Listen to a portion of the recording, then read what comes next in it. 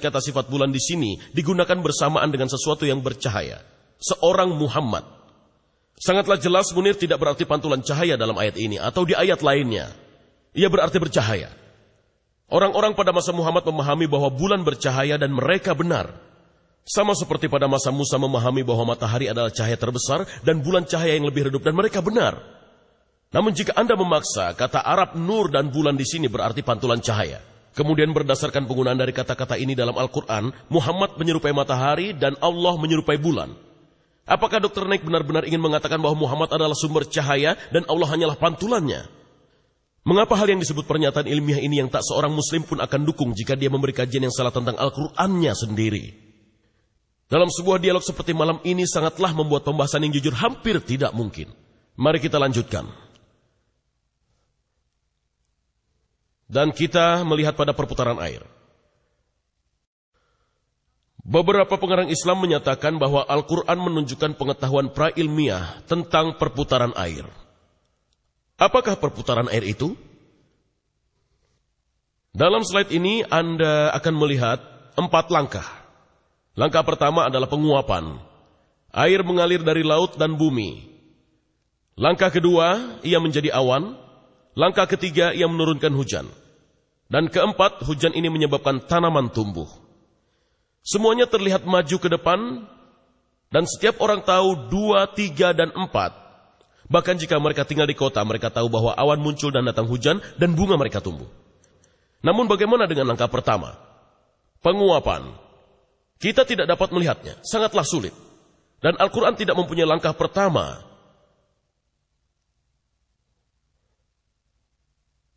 Sekarang akan kita lihat pada seorang nabi dalam Injil, yaitu nabi dari tahun 700 sebelum Masehi.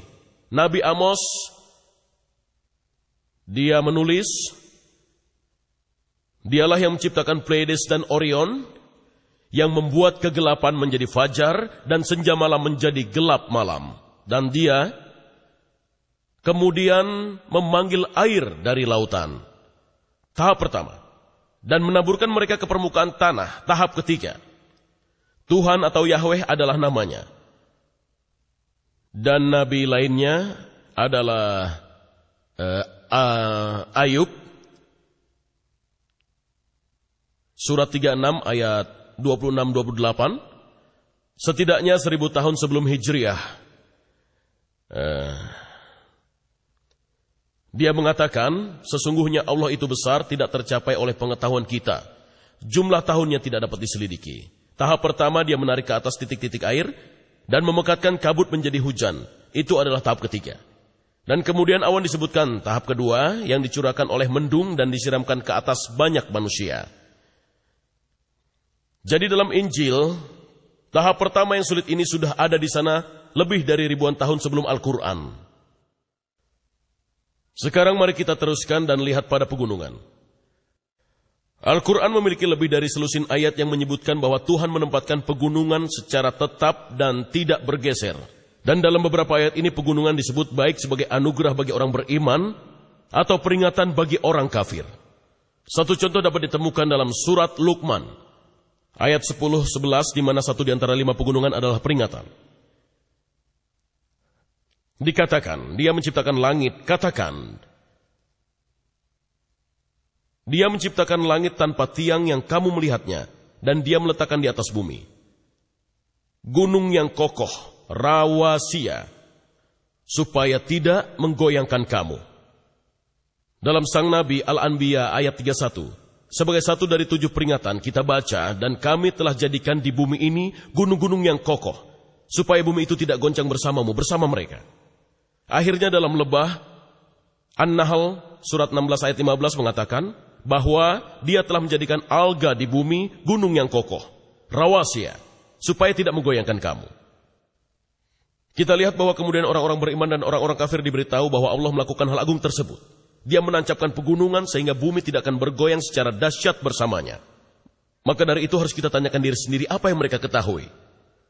Pada 2 ayat berikut gambaran lainnya diberikan. Berita besar. An-Naba surat 78 ayat 6 dan 7. Bukankah kami telah menjadikan bumi sebagai sebuah hamparan, gunung-gunung sebagai pasak, al-jibala autad, benda seperti yang digunakan untuk memasang tenda di tanah. Dan kemudian hari pembalasan Al-Ghasyiyah, surat 88 ayat 17 dan 19. Maka apakah orang-orang kafir tidak melihat gunung-gunung Al-Jibal dan bagaimana mereka ditancapkan seperti tenda? Di sini manusia diberitahu bahwa gunung-gunung dihamparkan seperti pasak-pasak tenda. Pasak pada tenda membuat tenda stabil. Jadi sekali lagi gagasannya adalah sebagai pasak. Gunung-gunung akan menghindarkan bumi dari guncangan. Gambaran ketiga diwakilkan dalam kata Rawasiyah, digunakan untuk gunung. Kata ini berasal dari kata dasar bahasa Arab arsa. Dan kata dasar yang sama digunakan untuk kata Arab untuk jangkar. Untuk membuang atau melempar jangkar, alga al-mirsa. Jadi bukannya melempar jangkar untuk membuat kapal tidak bergerak. Kami menghamparkan gunung-gunung untuk membuat bumi tidak bergerak. Nah, dari gambaran ini sangatlah jelas bahwa pengikut Muhammad tahu bahwa gunung-gunung diletakkan seperti pasak pada tenda, untuk membuat tenda tetap pada tempatnya. Seperti jangkar untuk membuat kapal tetap pada tempatnya, untuk menghentikan bumi bergoyang atau membatasi gempa bumi. Namun pada kenyataannya hal itu keliru. Pembentukan gunung-gunung menyebabkan gempa bumi. Maka ayat ini menampilkan masalah yang pasti. Dr. Maurice Bucaille menyadarinya dan membahasnya dalam bukunya Injil, Al-Quran, dan Ilmu Pengetahuan. Setelah mengutip ayat di atas tentang gunung, dia mengatakan, ahli geologi modern menggambarkan kesalahan di bumi seperti memberi landasan pada gunung-gunung, dan kestabilan pada kerak bumi dihasilkan dari fenomena dari kesalahan ini. Ketika ditanya tentang hal ini, seorang profesor geologi Dr. David E. Young mengatakan, adalah benar bahwa beberapa pegunungan dibentuk dari lipatan bebatuan dan lipatannya ada yang berukuran besar. Tidak benar bahwa lipatan tersebut membuat kerak bumi stabil. Keberadaan lipatan tersebut sebagai bukti dari ketidakstabilan kerak bumi. Dengan kata lain, pegunungan tidak menghindarkan bumi dari goncangan. Pembentukan mereka justru menyebabkan permukaan bumi menjadi bergoyang. Teori geologi masa kini menyebutkan bahwa pengerasan kerak bumi terjadi karena belahan atau lempengan yang secara perlahan bergerak dengan berhubungan satu sama lainnya. Terkadang lempengannya berpisah, seperti Amerika Utara dan Selatan berpisah dari Eropa dan Afrika Selatan. Dan terkadang mereka bergerak bersamaan, meluncur bersamaan, dan bertubrukan satu sama lain, dan kemudian mereka menyebabkan terjadinya gempa bumi.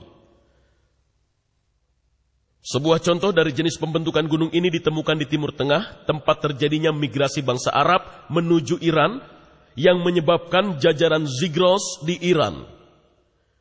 Pada beberapa tempat di dunia, seperti pada sebuah perjalanan sepanjang jalan, seseorang melihat sisi lembah lapisan badai pasir yang tadinya horizontal ketika mengendap, sekarang menonjol membentuk sebuah sudut.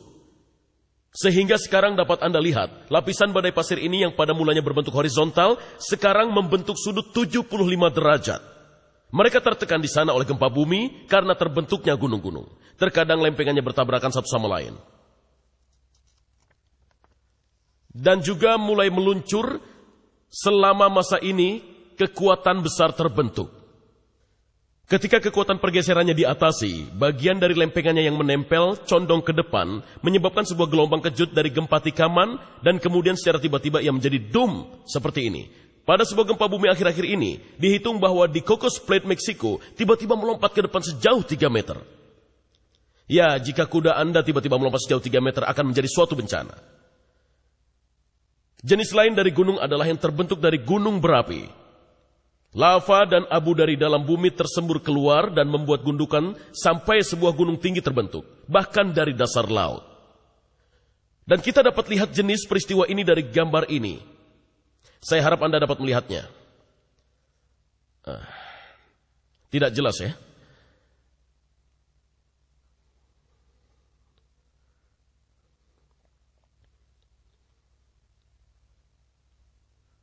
Kerak samudera di sebelah sini, dan kerak benua di sini.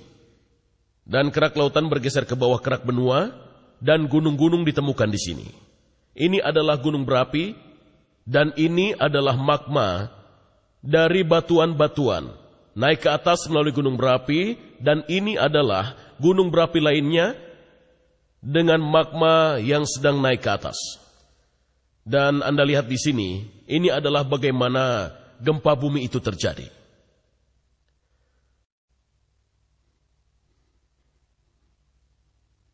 Pada kasus beberapa gunung Merapi, batuan menyusup ke dalam lubang pembukaan gunung Merapi dan mendingin untuk membentuk